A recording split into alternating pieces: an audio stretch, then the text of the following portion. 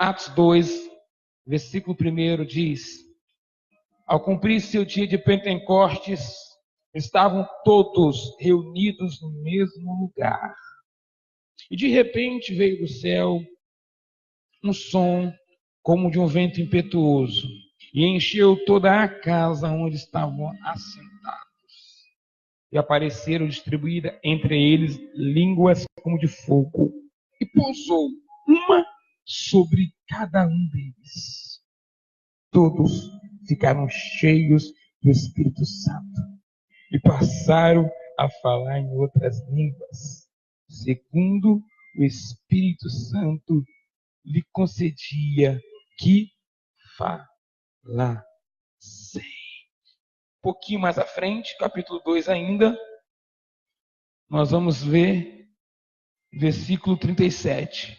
Ouvindo eles estas coisas, compungiu-se o coração e perguntaram a Pedro e os demais apóstolos: que faremos, irmãos? Respondeu Pedro: arrependei-vos e cada um de vós seja batizado em nome de Jesus para a remissão dos vossos pecados, e recebereis o dom do Espírito Santo. E recebereis o dom do Espírito Santo. E recebereis o dom do Espírito.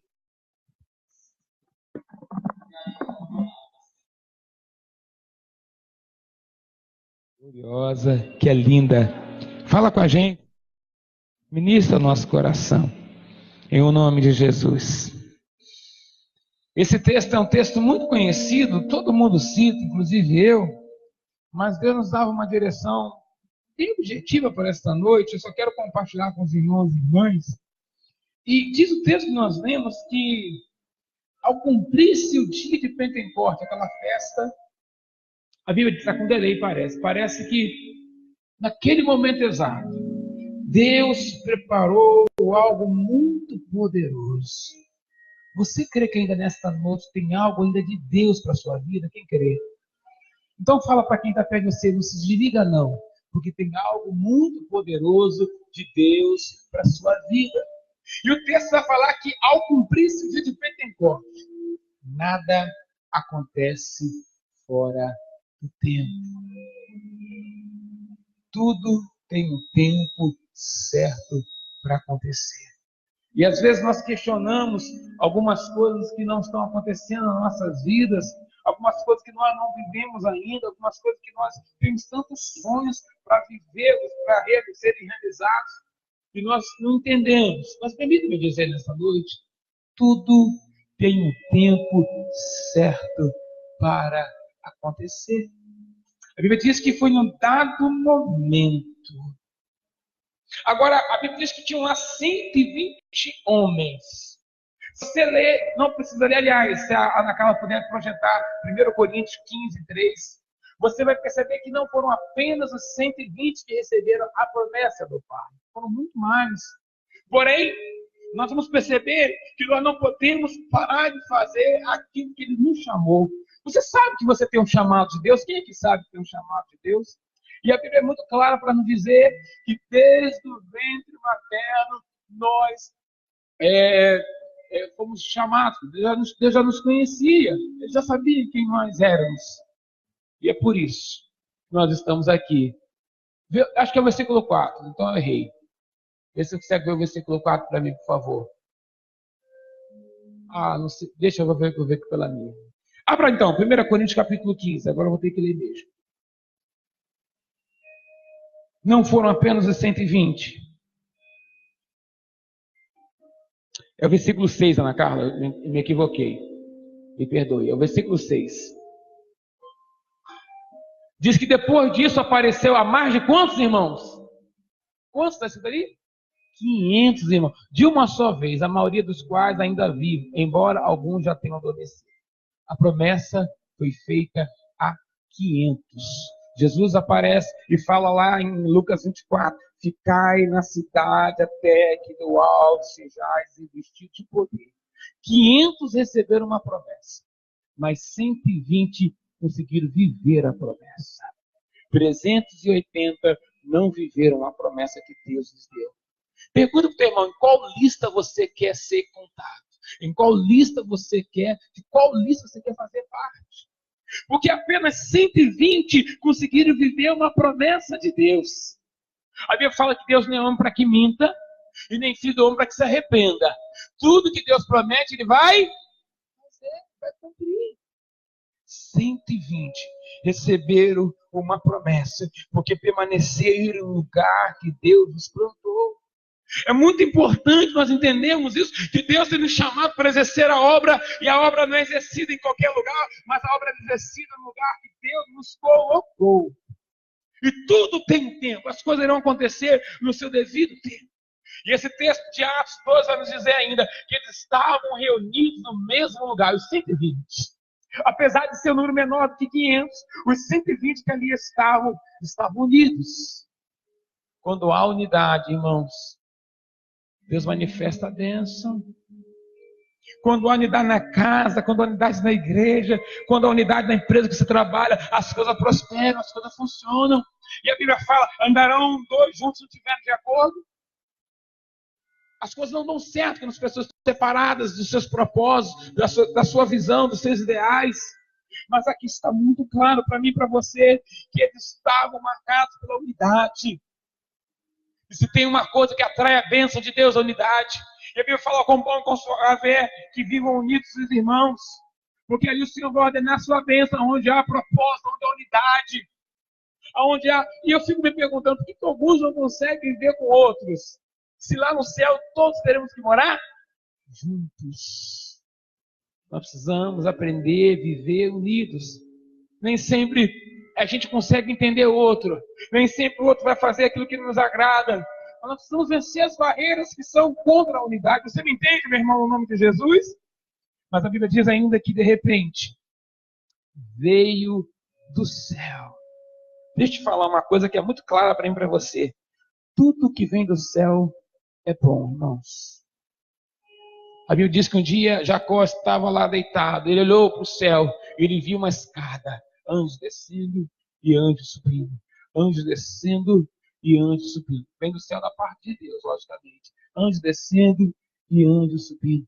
O salmista, no livro de Salmos 121, ele falou, eu levo os meus olhos para o monte. Os montes estão embaixo? Não. Os montes estão no alto. De onde me verá o socorro? Ele vai dizer para ele mesmo, o meu socorro, ele vem do Senhor. E diz que de repente aquele vento encheu toda a casa. Nós acabamos de cantar uma canção muito profética. Essa casa é sua. Sua casa. Nós deixamos ela para você. É uma verdade na sua vida? Se não é, que se torne. E se é, que continue sendo. Porque a Bíblia diz que, apesar de ser um número menor, não eram os 500, eram os 120. Mas eles estavam aguardando a promessa. Eles estavam acreditando. E quando os irmãos lembraram da irmã Tomásia, ela podia estar em casa, irmãos, 92 anos. Podia estar falando assim, o que eu vou fazer lá no meio daquela galera lá? Mas ela está sempre aguardando a promessa, ela está confiando que Deus tem mais para a vida dela. Eu não sei, mas tem algo no coração daquela mulher que chama a atenção de Deus. E tem algo que Deus colocou ali, que chama a atenção dela para Deus. Você entende isso, irmãos? É graça de Deus, queridos. É presença de Deus. E a Bíblia fala, amados, que tem pessoas que não entendem isso, porque as coisas espirituais se discernem espiritualmente. Nós precisamos ter a mente de Cristo. A mente de Cristo significa uma mente ungida, uma mente que compreende a que Deus tem para as nossas vidas. Eu quero dizer para você que lá nem todos entenderam, porque nem tudo fica claro no primeiro momento. Mas Deus há de trazer revelação e direcionamento para a sua vida. Deus há de trazer para você compreensão, sabedoria. Deus há de ensinar as coisas necessárias. Você crê nisso, meu irmão? Você crê? E a Bíblia diz que de repente, não li essa parte, Pedro se levantou. E quando Pedro se levantou, os 11 com ele se levantaram. E os 11 falaram, nós estamos com você, Pedro. Porque o povo, quando começou, o povo que ele estava, começaram a questionar. Eles estão embriagados, eles estão bêbados. E Pedro falou, não! Eles estão cheios do Espírito Santo. Imagine uma igreja, irmãos, cheia do Espírito Santo. Imagine uma célula cheia do Espírito Santo. Imagine a sua casa. Só uma irmã que pegou, então vou ter que falar de novo. Imagine uma célula cheia do Espírito Santo. Muitas coisas vão acontecer, queridos. Coisas poderosas, coisas tremendas. E a Bíblia fala que os sinais seguiriam aqueles que creem. E eu quero crer, estou crendo, estou vivendo e vejo pessoas vivendo aqui aquilo que Deuteronômio está falando, 28, que nós não vamos correr atrás da bênção, nós vamos correr atrás do nosso Senhor, mas as bênçãos virão até nós. Diga para o teu irmão, Deus fala contigo, mas a sua provisão, Ele dá ordem. Com você Ele fala, mas a provisão Ele dá ordem. O que é seu vai chegar, meu irmão. Eu sempre vou falar isso no altar. É lógico que você tem que se esforçar, tem que estudar, tem que trabalhar, tem que sonhar, tem que almejar, tem que se preparar. Mas o que é seu vai chegar na sua mão na hora certa, no nome de Jesus. Porque Deus é assim que Ele faz. Então Pedro começa a discorrer a palavra. De repente Pedro vai falar assim: vocês não perceberam que está escrito no livro de Joel? E Pedro vai falar: olha, no livro de Joel está escrito que eu vou derramar do meu espírito nos últimos dias sobre toda a carne. E sobre todos os vossos filhos, vossas filhas também receberão, eles profetizarão. Os vossos jovens terão visões e sonharão, os vossos velhos também, sobre todos os servos e servas, eu vou derramar do meu espírito. Essa promessa é uma promessa para os nossos dias também. Irmãos, uma igreja cheia do Espírito Santo. Você pode imaginar o que é isso? Que potência na mão de Deus. Eu não estou falando uma igreja com aparelhagem, com ar-condicionado, com cadeira bonita, com projeção, com tela. Não, irmãos. Eu estou falando daquilo que não pode faltar. Todas essas coisas que eu falei são importantes, necessárias. Mas o Espírito Santo é fundamental. Desculpa ser chato, mas diga para quem está perto de você: não negocie o fundamental. Não abra mão do que é o fundamental. Por isso, a Bíblia fala: se você pedir, você vai receber. E Jesus falou, quando ele estava indo: não se turbe o vosso coração, mas creia em mim, creia no meu Pai. Eu vou preparar a morada, depois eu vou voltar e vou estar com vocês novamente. Mas enquanto isso, eu vou enviar o Paráclito, o Espírito Santo da promessa. Ele estará com vocês todos os dias. Naquele dia que nós nos sentimos talvez a pior pessoa, o momento mais difícil da vida, que todo mundo passa, todo mundo enfrenta. O Espírito Santo está intercedendo por nós com gemidos inexprimíveis, porque nem sempre nós sabemos como orar, nem sempre nós sabemos como pedir. Tem dia, irmãos, que eu não sei você, mas tem dia que eu falo assim: meu Deus do céu, não está fácil. Você já falou isso? Tem dia que você acorda assim, aí começa segunda-feira assim, você fala assim: já começou assim segunda, aí vem terça é pior, a quarta é pior, a sua vontade de chutar o pau. Não chute, irmãos. Fique na vontade. Ore a Deus. E tu verás o poder do Espírito Santo. Ores ao Senhor e tu verás a graça de Deus. Você já experimentou o poder da resposta de Deus para aqueles que oram? Você já experimentou o poder da resposta para aqueles que buscam o Espírito Santo? Esses homens foram impactados, não porque eles tinham uma grande quantidade. Pelo contrário, eles tinham menos um terço do que um quarto, na verdade. Basicamente um quarto dos que receberam a promessa. Mas o impacto veio porque o Espírito Santo encheu toda a casa. E coisas poderosas acontecem quando o Espírito Santo nos enche. Às vezes nós pensamos em desanimar, desistir, sair da igreja, desistir do evangelho, desistir da história. Mas o Espírito Santo fala: não! Não! Eu te ajudo, te fortaleço, te sustento com minha destra fiel. Eu estou contigo. Você crê nisso, irmãos? Que Ele é um Deus que nos ajuda. E a promessa é para a Praça da Bandeira nesta noite: eu vou derramar do meu Espírito. Eu vou derramar do meu Espírito. E o texto que nós lemos, versículo 37, vai dizer que ouvindo estas coisas, compungiam os corações. Deus está nos chamando essa noite também a um quebrantamento. Pastor Pedro falou aqui: olha, às vezes nós achamos que sabe. Pastor Fernando falou no testemunho dele: às vezes nós achamos que sabemos muito. Pior coisa é pensar além do que convém. Pior coisa é pensar. Pior ainda quando pensa acerca de si mesmo. Porque quem se acha, amados, não é. Porque quem é não precisa se achar. Já é. Se você tiver que dizer que é, porque você não é, você está precisando dessa afirmação. Quem é, fica quietinho. Quando Deus quer usar, Deus usa. Ele continua quietinho.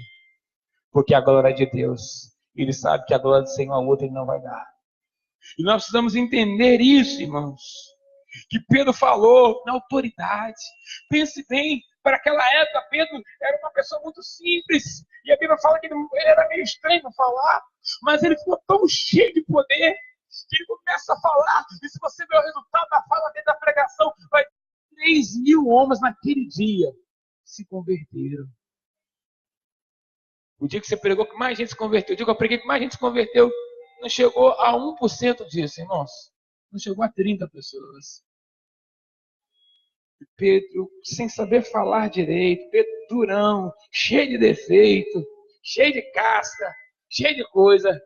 Pedro ainda precisando ser lapidado, mas só porque deu vazão ao Espírito Santo.